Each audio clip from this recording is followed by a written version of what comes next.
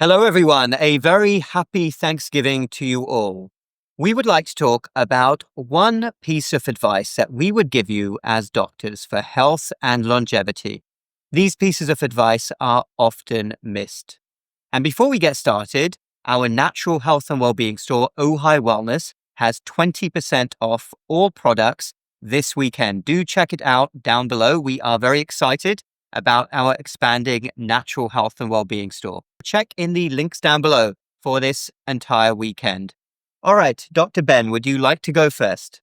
Sure. This is a piece of advice, not just for health and wellness, but I think it applies to so many different areas of just living a good life. And that is the power of positive thinking. I think we've all had experience with surrounding ourselves with either negative people or being in a very negative environment where people are just pushing kind of a very pessimistic, very negative worldview. And I can tell you that will rub off on you and will begin to kind of poison the way that you think and see the world unless you're careful about it. I've seen so many times where, on the flip side of that, people get a very devastating diagnosis or go through a very difficult period of their life, and they make it through almost solely based on this positive way of thinking. They do not let the dark thoughts or the difficult things drag them down, and they think about tomorrow. How am I going to be better tomorrow? How am I going to deal with this? What am I going to do? And they find this strength to get through these tough times. And I think if you can master positive thinking, and it's not about just ignoring things, it's not about just forgetting what's happening or sticking your head in the sand. It is about actively trying to see the upside and trying to stay strong during difficult times. And I think if you make an active, aggressive effort to do that, you'll reap the benefits. And I've seen it done, and I've seen it in difficult times. And I've always been in awe of the people that do it in a very positive way. I've always been impressed by that. That is absolutely fantastic. Yes, and obviously a positive mindset doesn't come naturally to everyone, but I do think that there are some things that can really help. I mean, first and foremost, and I know you've touched upon this as well, Dr. Ben, is not getting hooked on the mainstream media and getting sucked into the algorithm and negative social media, because that's definitely not going to be good for you. I remember after the 2020 election, I actually saw people admitted to hospital who were so worked up about that result. They were coming in with chest pain. And I'm not saying that you shouldn't care about the future of the country, but there is a point where you don't want to let things you don't control affect your health. Very true. Yeah. And actually in the hospital, when I meet a lot of people over the age of 90 who are doing well, I always like to go back at the end of the day and sit down with them if they look great and say, well, what's your secret? And they will often tell me it is to stay positive. Do you find that as well, Dr. Peter? Oh, absolutely. The power of positive thinking physiologically probably it does lower cortisol levels. And I think that's where people have really good positive outcomes. And we know that cortisol rips your body, causes multiple different illnesses. So I do think the power of positive thinking is amazing. Yeah, great one. Thank you, Dr. Ben. Dr. Peter. What I'm passionate about, honestly, is longevity. And it's not just about living longer, it's about living longer better. And I feel somewhat privileged as a cardiologist to have been focusing on why people age and how people age and what they do. And so people who are living at more advanced ages, but are being able to be sociable, have stamina, energy, and really good quality of life. And I always tell my patients that it's not necessarily about quantity, it's about quality, right? And so one of the things I've noticed the most is, and especially my older patients who are doing so well, it's never that they're doing anything extreme, but it's consistency. Mm-hmm. Consistency by far is tied to longevity. And what do I mean by that? So lots of people before they see their doctor or after the holidays make a New Year's resolution, and for a week or so they exercise, they eat better.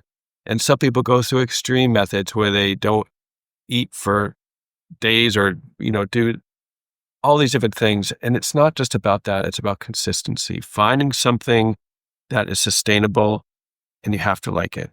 Whether it's low impact exercise, which we know extends life, whether it's eating the right foods, but not just binge eating the right foods, but consistently eating the right foods. So I think for me, honestly, the best advice I can give you on this holiday as well is be consistent with your good habits, be consistent with your health. That is absolutely fantastic and so true. Health can't be thought of as a temporary measure. You have to be doing it all the time. And I've seen research that it takes about 66 days, so just over 2 months, for any habit to become completely normal and wired into your brain because of neuroplasticity. So if you start doing something like walking every single day, let's say after meals, then it just becomes a normal habit for you, but you just have to stick to it. As you said, be consistent. I think discipline as well is going to take you in that direction to become consistent at anything and Absolutely. not be extreme. You don't want to do extreme things ever. Absolutely. I mean, Great observation. my patient in their 90s, or not in their 90s necessarily because they're marathon runners or extreme hikers or extreme athletes. They have just been consistent with what they do. And I'm sure you may out there have met people, or you may be around the table with some really loved ones that are living advanced ages and talk to them and find out their secrets. And I can guarantee you consistency is the top of the list. Yeah. Great. Okay. My turn now. Actually, tying into what you finished with there, I could think of many pieces of advice. Those of you who follow me know that I would touch upon if anybody asked me things like eating clean, strength training, etc. But that's not what I'm going to talk about here. I'm going to talk about something a bit different. And that is having a good friends group who is invested in their health, because fewer things will drag anybody down than having bad close contacts. And I can almost guarantee you, if you talk to anybody who is very healthy, it's very rare that they consistently surround themselves with people who are unhealthy. And it's a strange quirk of human behavior. And if you want to look at this from a scientific standpoint, chimpanzees exhibit exactly the same behavior in terms of mimicking what people around them are doing. And human beings, exactly the same kind of process occurs. You've heard the phrase, anybody is a sum of their 5 closest contacts. And the great thing about living in today's era is that those contacts don't even need to be in real life. Obviously, nobody can choose their family. We're kind of all stuck with our family. They might be engaged in bad habits, some of them, but friends you can choose. And if you can't find friends in real life, if there's no like-minded people, nothing in the community, which you can surround yourself with people who want to put their health first, who are eating clean, who are working out, then you could go online and listen to a podcast every day or two from your favorite podcaster who's invested in the same things. Listen to YouTube videos. Here you are listening to us. But if you surround yourself with these messages, those behaviors and thought processes will rub off onto you. This happens at any age. And I hope you could also encourage the same for your children and grandchildren, because there is nothing that will take you down faster than having bad friends. And I always encourage people, and this may sound rather harsh, to be very ruthless in this aspect of your life. Who are your 5 closest contacts? Who do you listen to the most?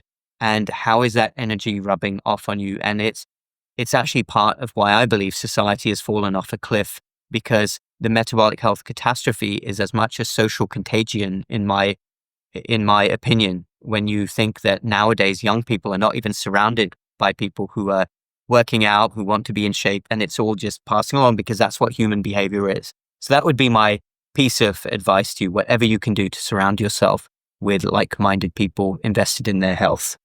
Great advice. Yeah. So any closing statements here, doctors, on Thanksgiving for our audience? Apart from we hope you've had a fantastic Thanksgiving. Yes, there's going to be a lot of temptation this season. You're going to be walking into giant meals potentially with a lot of choices that you can make or not make. Think about every choice you make every day. Have fun, but remember consistency. So try not to overdo it. And if you do, come on back. Tomorrow's another day and you can try again, but try to be consistent. Take care of yourself and see you soon. Absolutely. Well said. I would second that as well. So we have covered positive thinking. We've covered consistency and having a good friends network. We wanted to make a video a bit different from any advice that you may hear from certainly any establishment doctor. But these are all core pillars of well-being because we want the absolute best for you. Health, longevity, we are cheering you on to succeed. Take care, everyone. Happy Thanksgiving again. Once again, check in the links down below for our special 20% off sale off all of our natural health and well-being products, ohighwellness.com. If you're in the USA, North America, ohighwellness.co. If you're in the UK, Europe. We will see you very soon.